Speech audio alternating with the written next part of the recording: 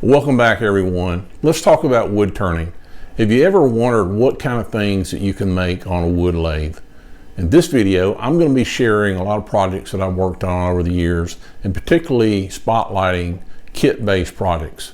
There's a wonderful world of kits that you can make out there on the wood lathe and put together to make really nice, beautiful, functional projects. So join with me and let's get started. You may have heard some refer to wood turning as round and brown. Some wood turners might find that a little derogatory, but I like to think of wood turning as a celebration of symmetry and showcasing the wood itself. That's why turning wood with beautiful wood grain is so special. And I've been doing it for many years now. So with wood turning, we create some wonderful works of art from the lathe, and some of those tend to be very functional items as well. So I think we tend to create some very utilitarian items in the end, particularly with the project kits, as we're going to talk about later.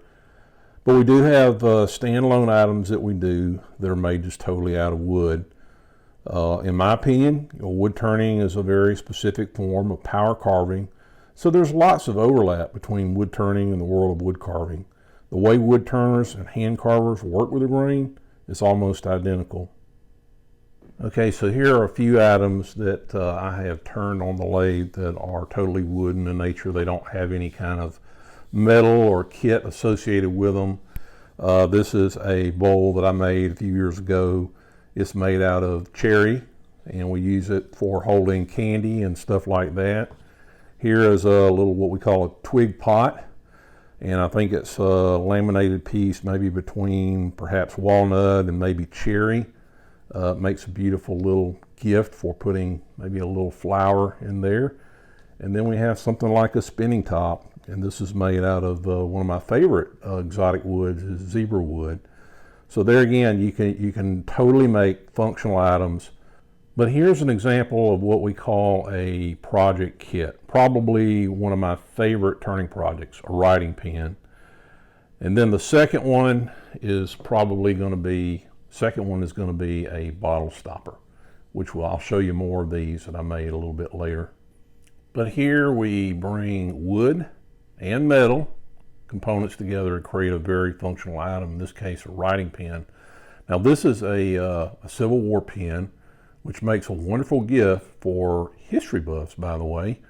It has a replica 58 caliber mini ball here on the end and a 44 Colt Army bullet on the tip, and for the clip here we have an 1861 Springfield rifled musket for the clip.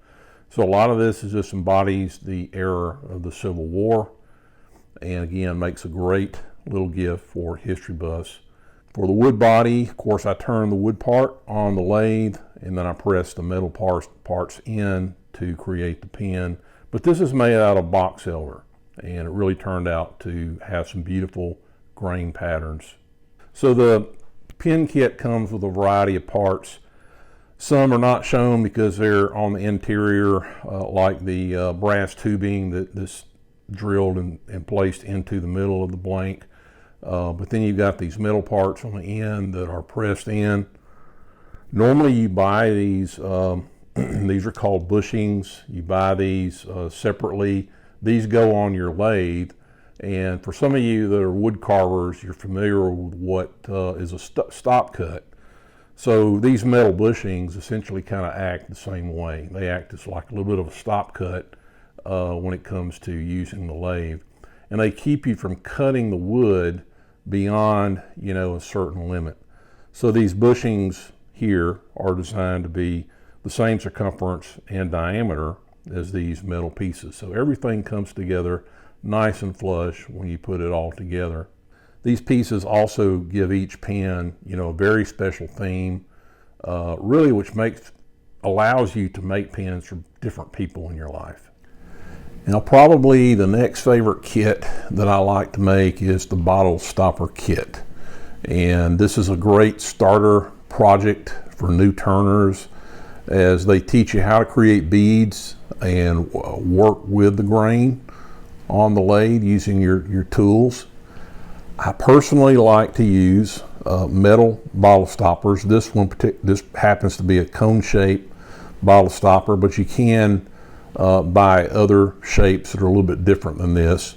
I highly recommend getting either the titanium finish or stainless steel because they won't tarnish over time.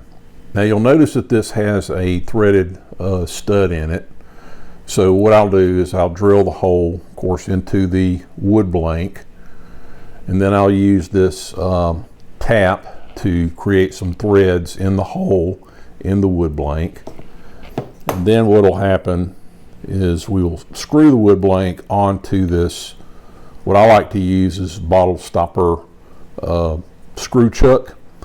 So the blank goes on to one end, and this end right here is threaded. It screws onto the headstock of your lathe, and put this on your lathe, spins, and you shape the bottle stopper whatever shape you want. And the bushing here matches with the diameter of the metal part here, and of course the threads match. So once you finish turning this and sanding it, and then you finish, all you have to simply do is screw it on here, and if you want to, you can put some 2-part epoxy on here to lock it in place permanently.